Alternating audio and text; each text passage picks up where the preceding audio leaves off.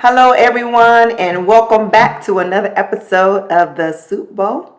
I am your host, Renee Murdoch, and hey, we're talking about leading our lives. That's what we're talking about, getting into the Soup Bowl where things get messy and where we don't know what the consistency may be. And we're just okay with getting messy. We're okay with spit up on our shirt or, whatever the case may be. It might seem not nice at the time, but we know that it's necessary to grow and to expand and to just be in this journey. So again, thank you for riding with me on this journey.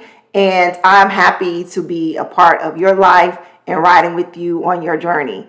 We don't know what life has to bring, but we do know that while we're here, why not live it to the fullest? We don't want to have a stake in the ground and say, hey, this is the lot that has been given to me, and this is all that it's going to be. No, we can be the authors of our life and what that's going to look like. And that just goes into being okay with making mistakes, being okay with that F word, because that F word is only telling us information. It's only giving us information. I do want to share with you all that I did some more reading on my journey of being a vegan. And guess what? I can have Twizzlers, y'all. I can have Twizzlers. Woo! I'm just excited about that. Because when I seen I read it again, I was like, what? So that was a mistake. So I know the previous episode, some of you that's already vegans are probably like, she don't know what she's talking about. I don't know what I'm talking about. This is new to me. Hey, I don't have a problem coming back and saying, I don't know, right? So you can help me out, right? While I'll help you out in some things. So some of you that's been in this thing for a while, you kind of already know the do's and the don'ts and things of that nature. Because again, I was a flexitarian. And a flexitarian is just flexing. We just out here flexing. We out here, hey, I feel like this today. I feel like that today. Only thing that I did not feel like was red meat and pork. Okay, so that was the only thing. Oh, and shellfish. So that was the only thing that I wasn't, flexing on, because that was just straight up off limits. It was just straight up off limits. So everything else, though, was up for grabs. So, whenever I wanted to, I did it. So that's what a flexitarian is. So don't hate on me. Don't beat me up. Don't bury me, with Judas or anything like that. But, I didn't know. So, but I am happy that I can have Twizzlers. I think Red Vines was on the list too. Y'all can tell that I'm having a sweet tooth right now, although I'm not having sweets right now. But yeah, the Red Vines was on the list, and I was like, whoa, Red Vines? Skittles was on the list. I don't eat Skittles. The little they're not called fizzies, but sweet tarts, whatever. I don't really eat sweet tarts either. But hey, my Twizzlers was on there. So hey, me and hiking and Twizzlers have a relationship. We have a relationship. And now I don't really have to break that relationship. I don't have to break up with Twizzlers. And so we're going to have a reunion. And I'll let you know how that goes down. I might even, show you a picture or something out there about me and Twizzlers having a reunion, right? Because it is getting nice outside to go on a hike. And so we're ready for it. Me and Twizzlers are ready for this reunion. So I'm super excited about that. But hey, listen, what do we want to get into today? So maybe we can talk about dreaming, right? Because I think that it's important that we continue to dream. So I think of dreaming as even imagining. So if we get back into our childlike state, which sometimes is difficult for us to do because we've already been out here, we've already experienced life. Life has hit us up over our head, right? And so it's kind of difficult at times, I would say challenging, to get back into the state of childlikeness. But it is possible, it is doable, and it's also very healthy at the same time. So I'm not saying be childish, I'm saying be childlike, like dancing in the rain. Right? Or just dancing in the rain, right? Or singing like no one's watching. We've seen all those memes and things of that nature, singing. But those are like childlike, because a child don't care what they sound like. They don't care that they're hitting, A flat, F flat, F sharp, all of these great ones. They don't care. They're just singing their song. They're enjoying their music. I think, even like with my daughter, I don't know. I didn't do this with my siblings. I don't know if I did or not. But anyway, I did grow up in a household where you could just sing. You could just, whenever, you just, in the bathroom, whatever, in the kitchen, outside, while you're together, right? Like you just sung, like whatever, right? And so my mom did it all the time. And so I remember because I, travel a lot, and I went to my sister, and she has her children. And so her older daughter is just like randomly singing. And I said, oh yeah, I know, she's part of us, So my sister just started laughing. She was like, yeah, we do it all. Why? Because we just grow up doing it, right? And it's just kind of like staying in that childlike state versus now where you're like, ooh, was that the note? Did I hit that? Did I hit that? Did I eat? Saying, no, you didn't. But it's all good though, because you're just feeling that song right now. You're feeling that tempo, that mood. And so you're just kind of just expressing yourself, how you feel. And so I know for me, I wanted to get back to that, right? Where I just randomly was singing. I wasn't caring about hitting the notes or, oh, I'm not the best singer. My sister is, and I'm just a dancer. She's the singer, and I just can hold my alto note, right? I was just in the alto section, and so I'm just going to stay right there.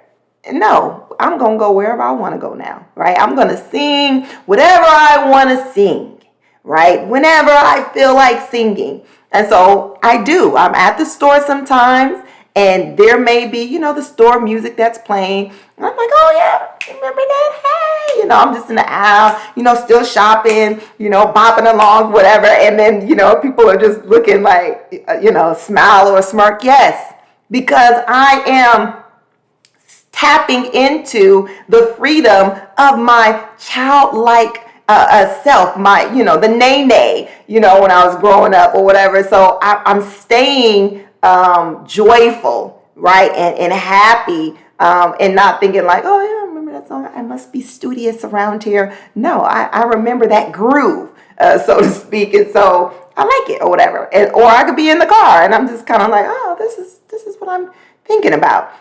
So again, if you can find me, you might see me with a book. You might see me singing randomly or doing a two-step or twirl or here and there, because I am dreaming. I'm yet still dreaming, right? But not only am I dreaming, but I'm acting, right? So here it is. We can dream all day long. A dream gives us hope. A dream gives us hope. A dream can catapult you into another dimension. A dream gives us information too at the same time. So when I say we need to be dreaming, people, we need to be dreaming. We need to be thinking beyond what is today. What's happening today. We need to be thinking about what is to come. Now, I'm not saying, if you're not, doing this, but I can tell you that if you do it, you're going to see yourself in another place. You're not going to be content in saying that this is just my lot and this is all that I'm here to do, and there's nothing else for me. Because again, let me go back to the very, very beginning. There's a question that lies in the heart of man. No matter who you are, no matter what your faith is, no matter what your sexuality is, no matter what your gender is, no matter what your ethnicity is or age, if you haven't already got the answer. But we're all asking the question, some part of our lives is, why am I here on earth? Why am I here? And that's the question that we're all seeking.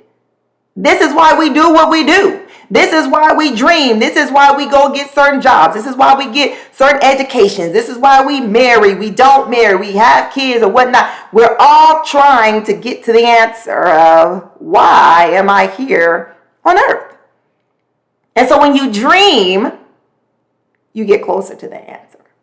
You get closer to the answer. When you're dreaming, right? Great inventions comes out of dreaming because they're thinking about something that does not yet exist or something that can help them and then also ultimately help everybody else do something better, quicker, faster, more efficient, be smarter about it. But if you're just dreaming and your dream stays there, then it's just a hope, which hope is good. Hope is wonderful. But after that hope, there must be some type of action. You can dream all day long, but when will it become reality? Now, what I'm not saying is, okay, I'm dreaming that I have four heads and, I'm not talking about that type of dream. But I'm talking about dreaming about the future for the betterment of yourself, for the betterment of your family, for the betterment of your community, for the betterment of your nation.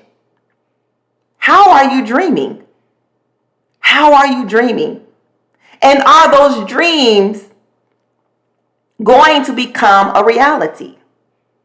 Or am I going to sit there and just keep dreaming? And then one day I turn on the television. One day I'm looking through social media. One day I'm reading a book. And all of a sudden, the very thing that I was dreaming about, now someone else is doing. Come on, who has that happened to before? I'm going to raise my hand. Yes, it was I. I am in that club. I am in the club of no action but dreaming. I don't know. Is that a good name for the club? No action but dreaming. The NAB club, right? So I don't know. But I've been there. I'm with you. I understand it. I get it. And let me tell you, if you can do what you're dreaming with a snap of a finger, your dream is not big enough. It's not big enough. So let me go get a car. Well, I know I can go get a car because I got good credit. That's nothing. For some of you, it might be. I'm not trying to downplay it, but I'm saying for me, that's not big enough. Not only that, but I need to be able to take that dream and make it a reality. I would not be speaking to you right now if there was not a man named Mr. West, and I think his first name is Jeff, who invented the microphone. We would not be talking right now, right? We would not be speaking to one another right now. Everything came from this man in dreaming and creating a microphone, right? I don't know, we wouldn't be having the toilet paper war that we had a few years ago if no one didn't invent toilet paper. We wouldn't have been fighting in the aisles. That's probably a good thing, right? So about that toilet paper, you still would have been using rags, and then it would have had to been the wash pan, right? I'm so glad I live in the times that I do. I don't know if I could have did that. Ooh. So someone was dreaming, and they took that dream and they started to put it to action. We only put limits on ourselves. No one out here putting limits on us. We can't blame the man. We can't blame Pookie and them and aunties and them and Zims. The limitation comes from us and our thinking. Because first you must dream it to achieve it. But we seem to stop at the dream. We seem to stop right there like, oh man, I had this dream. Ooh, I was thinking about la la la la la. And we do nothing with that dream. We put the dream back in the dream closet. We put the dream back on the shelf, the bookshelf of all the wonderful books that we read over the years, and it just sits there and it collects dust. And the only time that it may get picked up again is when we see someone else doing what we were dreaming about. Let me tell you, the world is so big. It's so huge that it can contain your dream. I love that. The world is so big that it can contain our dreams. Because our dreams is nothing more than an actionable offset of changing history, of making life better for us. Your dream is making us better, our world better. Someone dreamed, right, that they wanted to make sure that every child, had a pair of shoes. And they wanted us to partner with them. And so what did? They made shoes. And every time you buy that pair of shoes, there's a donation that goes to a child. It was by a dream. Because they wanted to do more. And it takes a community of people to do more. Although it was a person that was having a dream. Now, this is the funny thing about it. I love how God works. Because you're not the only one dreaming what you're dreaming. You're not the only one dreaming it. It's about who's going to respond to it. Who's going to respond to the dream? Who's going to take the dream and put the dream to action? So you can have the dream, which is great, but doing is even better. And it's going to take faith. It's going to take faith to do it. It's going to take faith to do it. Now you're probably like, yeah, Renee, okay, whatever, whoop, whoop, whoop. It took faith to turn this mic on, because I did not like the way I sound. And I'm still getting used to it. But even doing this is taking faith to do something like this. I would look at other people and I'd be like, why you didn't give me that? I could do that. That's easy. I could do that. That's not for you. Because in your pride, you can do that. But in your humility, are you willing to do this? In my humility, am I willing to do this? I remember I was dreaming one time, and this is our younger brother who we raised when my husband's mother passed away. And it was very challenging, right, with this young man, because one, I was just given a teenager, and not only that, but a boy. And I was like, y'all nasty. You're nasty. It's and I didn't realize that all teenage boys was nasty, right? Because my brother was older than me, and there's, this age gap, but at the same time, he was kind of like in and out. So I didn't really get the gist of the nastiness that teenage boys are. Yeah, they just nasty. But anyway, so that alone was a turn off. But then not only that, but it was just like the discipline, like in the school and things of that nature, because he was a little bit behind, coming from, where he came from into where we were at. He was a little bit behind. So it was just kind of like this thing back and forth with the school, and then with him, and trying to get him to focus. And I was just like, what we gonna do? What we gonna do? We got to get him to graduation. He's gonna graduate. And I remember having this dream. And he was graduating. Because before I was complaining about it. And I was like, yeah, what we gonna do? And so I just remember being settled in, okay, whatever happens, I'm gonna do my part. And I'm just gonna hope that he does his. And so I remember having a dream, and the dream was he was graduating. He was getting the diploma handed over to him, and I saw the cap and gown.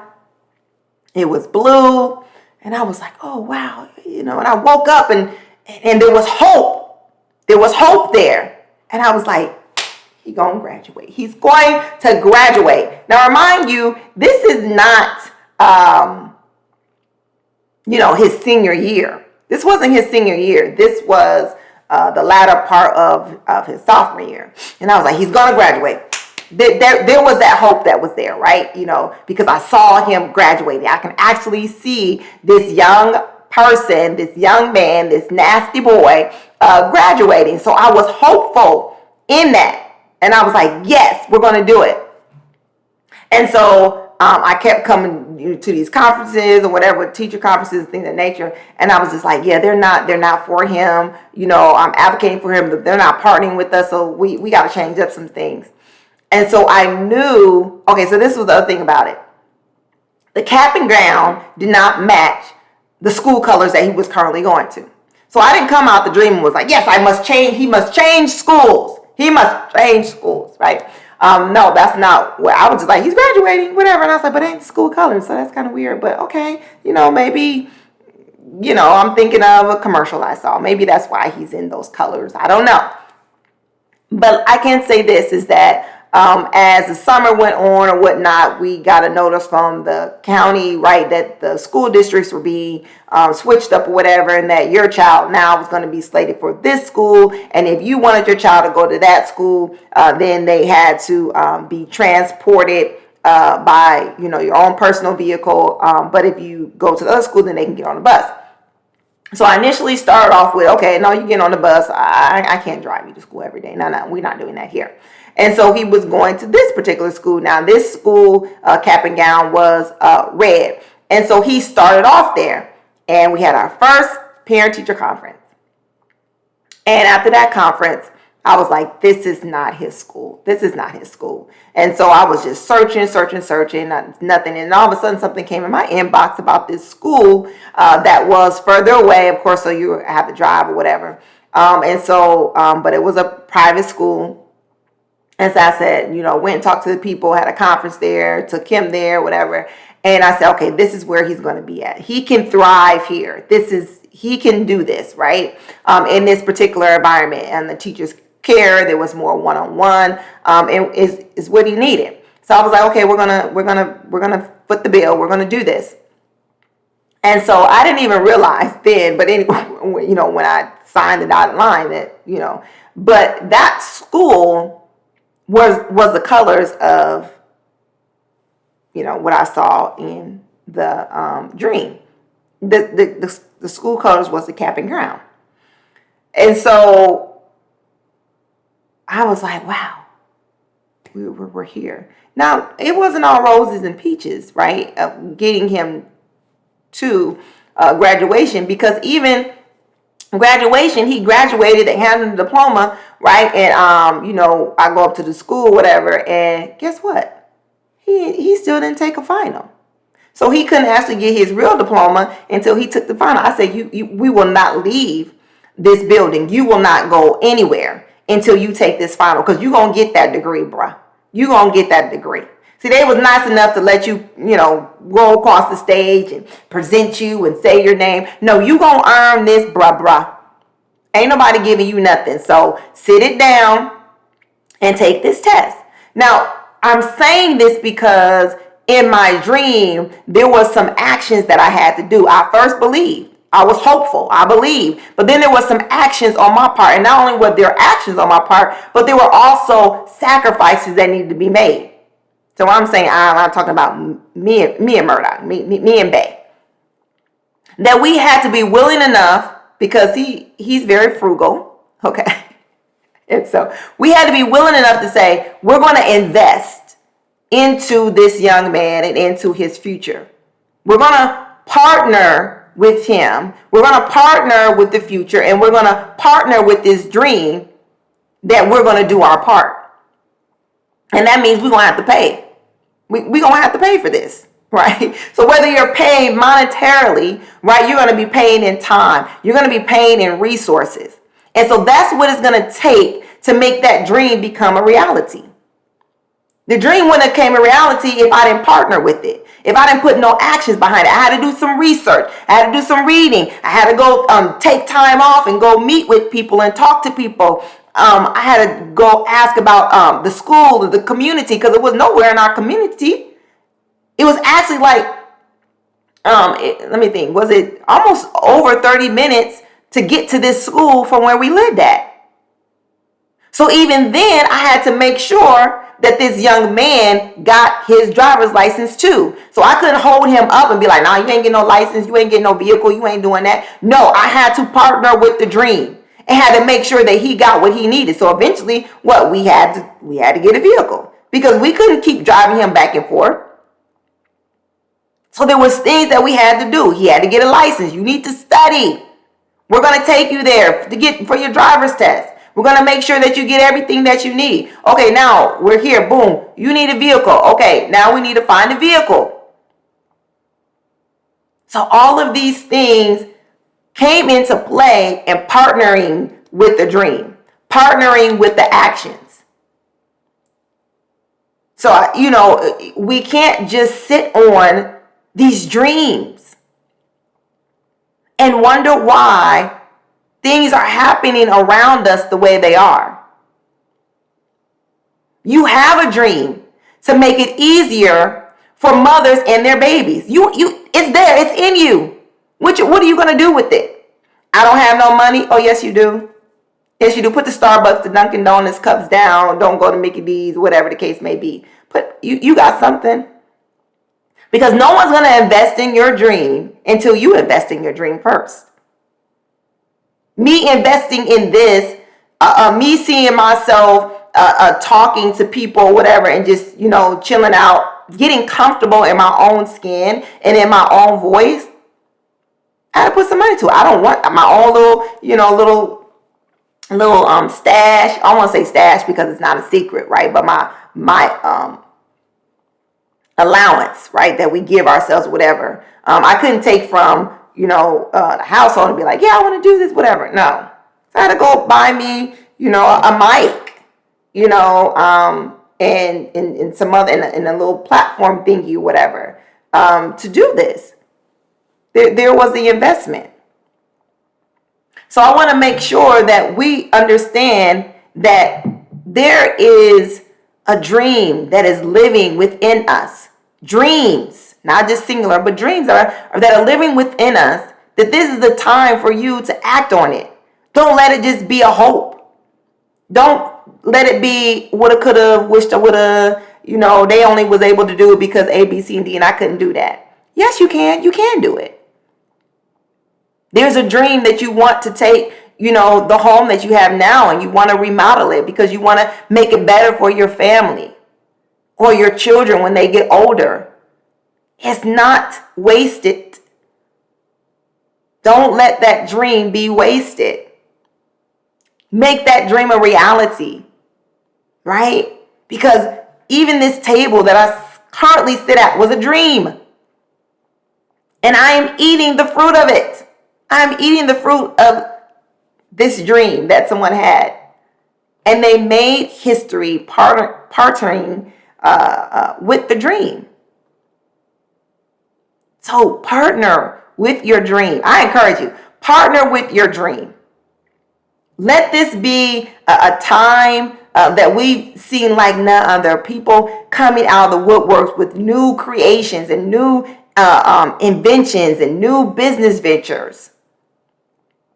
Changing up your life, changing up your family's history, and changing up our community, and ultimately changing our nation. You wouldn't have the dream if you wasn't fit to do it.